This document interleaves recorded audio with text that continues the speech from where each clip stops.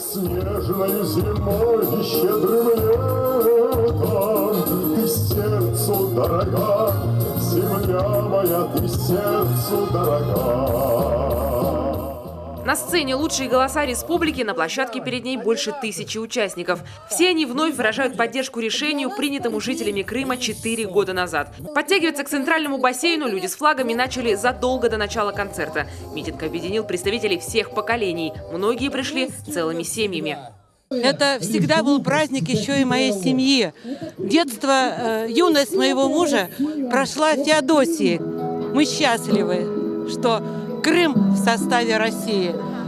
Это великолепно. Это так должно быть. Он всегда был российским, и он останется им на все времена. Многие подчеркивают то, что случилось в 14-м не присоединение, а воссоединение. В состав Российской империи полуостров вошел еще при Екатерине II. И все последнее столетие война за Крым практически не прекращалась. В 90-х же полуостров стал украинским, по словам историков, незаконно.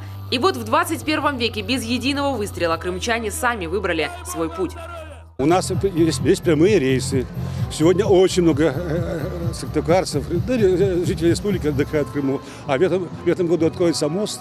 Почему будет намного лучше будет это? Поэтому с каждым годом там действительно много сделано. Просто много сделано это. И я думаю, что это будет хороший островок отдыха для всей России. Координатор молодежного направления Народного фронта Анастасия Широченко – постоянный участник уже традиционного митинга. Всегда в компании молодых и активных и всегда в отличном настроении. Ей довелось побывать в Крыму сразу после исторического события.